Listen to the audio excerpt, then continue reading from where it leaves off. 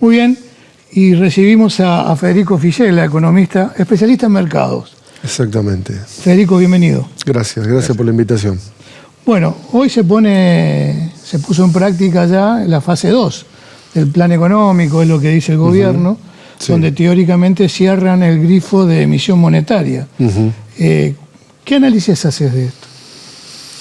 Bueno, evidentemente hubo una especie de punto de inflexión en junio, mayo-junio aproximadamente, que era una fecha en la que iban a ingresar una lluvia de dólares de una super cosecha que finalmente no sucedió, y a la vez tampoco creo que hubo distintas fuentes de financiamiento que se habían anunciado que evidentemente no terminaron llegando, y el gobierno giró el timón de alguna manera, reconociendo eso, que necesita dólares también, y que no se le vaya mucho el precio del dólar.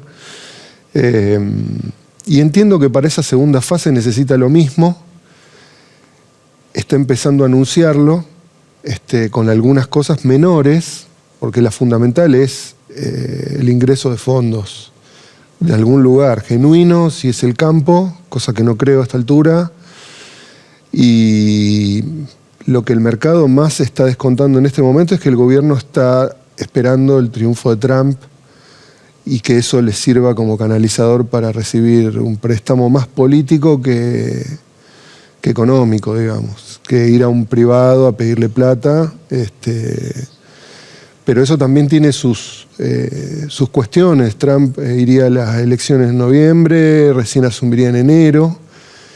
Y resumido, hay un gran pago de deuda externa en enero de 6.500 millones de dólares. La misma que se pagó hace algunas semanas en julio, se paga 2 veces, se paga en julio y se paga en enero, 2 veces por año. Pero ya en un monto significativo. Entonces se empieza a poner en duda si el gobierno va a poder llegar a esa instancia con esos fondos, porque si no el escenario sería otro ya de empezar a plantear una cesación de pago.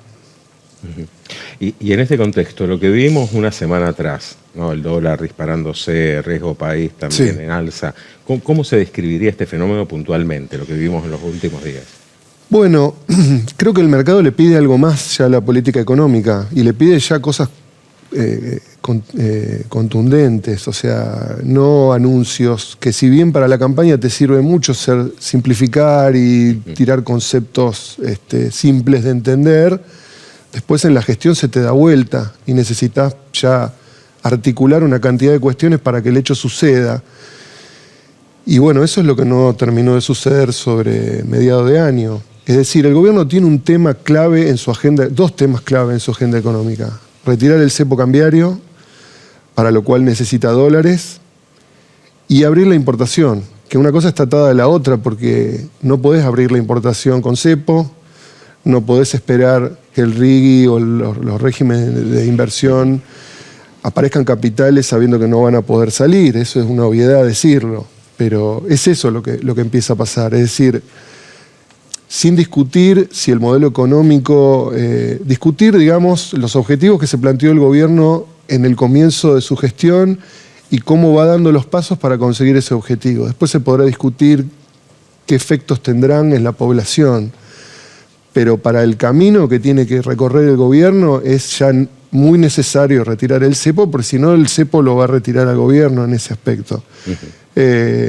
La brecha se empezó a ampliar, que es justamente todo lo que envuelve al cepo, y cuando las brechas se amplían, las reservas te las vacían, porque todo el mundo que puede importar algo, que todavía puede, se da cuenta que hay un atraso cambiario en términos del precio del dólar oficial contra la inflación.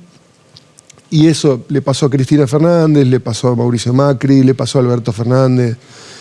Se amplía la brecha entre los dólares paralelos y el dólar oficial y se vacían las reservas. Sucedió en escenarios completamente distintos y creo que eso no es muy distinto de lo que pasó ahora. Fíjense que tuvo una ampliación de reservas importante de enero aproximadamente hasta mayo. Logró acumular unos 12.000 millones de dólares aproximadamente y de golpe hubo un freno súbito. Uno podría preguntarse para atrás, bueno, pero porque se había liquidado una campaña que venía retenida y la devaluación volcó al mercado a liquidar una una producción que era de una campaña anterior, alguna administración de la importación que se pagaba 30, 60, 90 días. Es decir, por un lado tenías un flujo de dólares que entraba por exportación y del otro lado vos para importar, que es la operación contraria, pedías 60, 90 días, que es lo que se está teniendo que pagar ahora. Se frenaron la acumulación de reserva, empezó a retroceder, se amplió la brecha, subió el valor del dólar, de los dólares alternativos. Cuando se habla de salir del cepo, se habla automáticamente de lo que decía recién, del tema de las importaciones, pero cuando uno mira para atrás, digo, yo era muy joven, pero viví la época de Martínez de Oz, viví también la época de Menem, donde se importaba, y hubo una industria nacional que sucumbió. Exacto. Digo, ¿cómo se logra esta necesidad de abrir las importaciones, pero que también defender la industria nacional? No se logra eso. Digo porque... Es lo que te decía al principio, vos tenés como quien dirige la política económica un objetivo que está más puesto en los números que en las personas, que en los ciudadanos. Y el objetivo es justamente, fíjate que empezó a pasar una cosa. La inflación fue del 25,5, 20, 18, 15, etcétera, hasta llegar a un límite del 4 o 5%, probablemente julio vuelva a dar 5%, ¿no? Entonces incluso la población se podría preguntar, ¿qué pasó con toda esta política económica? Pegamos toda una vuelta a la calecita para volver a ese mismo 5 o 6% de inflación mensual que es casi estructural. Y ahí empiezan las preguntas fuertes, es decir, ¿para qué hicimos todo esto? Y ahí es donde viene la respuesta a esa pregunta de la apertura importadora. Está en la lógica del propio gobierno que la indumentaria, por ejemplo, que es un elemento muy notorio en la diferencia que tiene con el mercado global, sí, claro, entraría esa mercadería y eso permitiría romper ese 4 o 5% de inflación. ¿Contra qué? Obviamente contra un montón de gente que está trabajando hoy en la peatonal o en los locales de indumentaria, que tendrían que empezar a revisar su negocio. El que pueda sobrevivirá, y no creo que dé demasiado. O sea, combinar las dos cosas, tener que vender el precio del producto a un precio global, pagar los alquileres que se pagan acá en Argentina, eso va a una reestructuración productiva y probablemente quede mucho efecto colateral en el camino.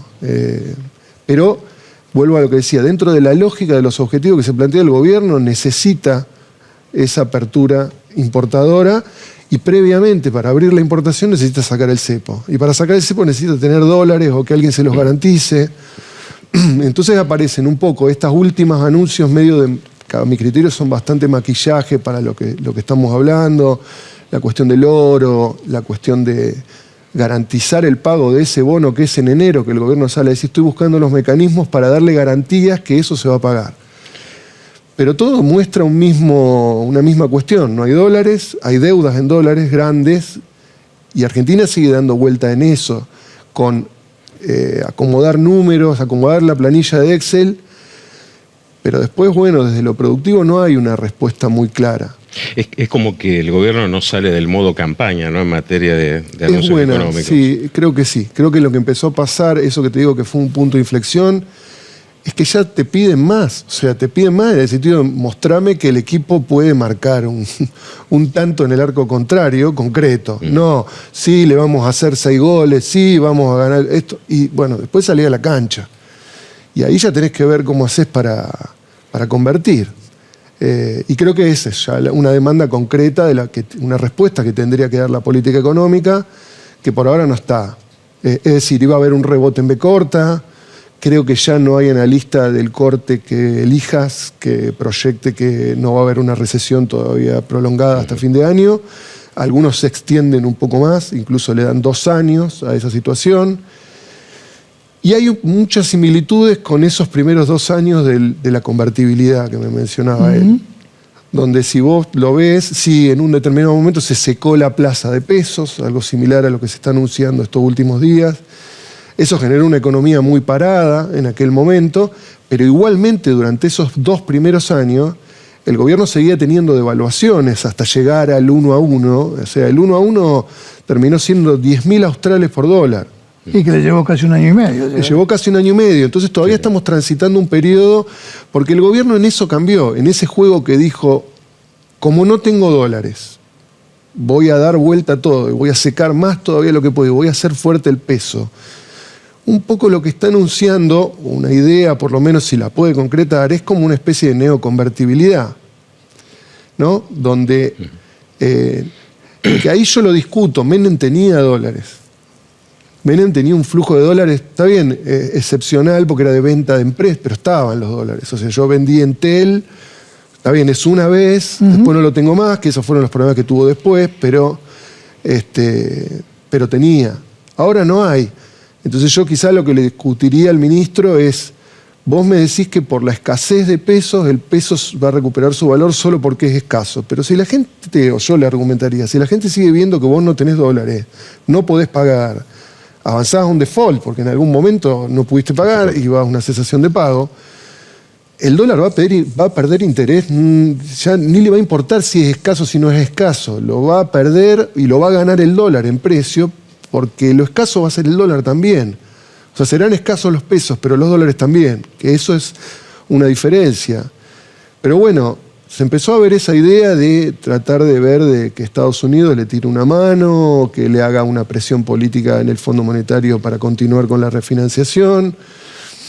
Y acá estamos. Eso es un poco un periodo de transición en el que hay dudas todos los días alguna mala declaración te puede llevar el precio del dólar arriba, y después todo lo que te estoy hablando es finanzas, economía financiera. Lo real, si querés, lo dejamos para otra cosa, porque no sucedió el rebote, probablemente tengamos prolongadamente es más que una recesión, es una hiperrecesión. Los valores de caída son muy amplios todavía. O sea, ver en junio la producción automotriz, que era uno de los pilares de generación de dólares, porque las plantas que tenemos incluso cerca de Rosario, hay que ver qué porcentaje de producción se exportaba a Brasil, y eso se frenó, y todas frenaron a la vez. Entonces, bueno, ¿cómo no ir ya a empezar a hablar de una depresión económica, que sería algo más grave, más prolongado? Pero tiene que ver, vuelvo a los objetivos de política. Porque una pregunta que uno recibe mucho es, bueno, ¿cuándo falla el modelo? Están esperando la falla del modelo, que obviamente la podrá tener más adelante, pero el modelo tiene una cantidad de objetivos que, como te decía, que no son redistribuir de manera pareja, que no son darle prioridad a la economía real, pero que puede terminar logrando su objetivo, que en definitiva configura una sociedad económicamente diferente, más concentrada. Eso creo que no cabe duda. Los beneficios que se han dado con la ley de base en el régimen de inversiones son extremadamente injustos para un empresario local. Pero lo mismo, como me decía, de las inversiones, no está eso dentro de las prioridades. Mientras el Excel cierre y se siga mostrando superávit financiero, pareciera que como que todo cierra con el superávit financiero. Yo no estoy de acuerdo, no es algo que me represente, pero uno va viendo que el éxito o no del gobierno. Bueno, ¿el éxito para quién? Claro. Sería la próxima pregunta, ¿no? Eso lo veremos en el tiempo. Federico, te queremos agradecer muchísimo tu gentileza de haber estado. Por favor. Muchas gracias. Gracias. Seguimos en Hora Política.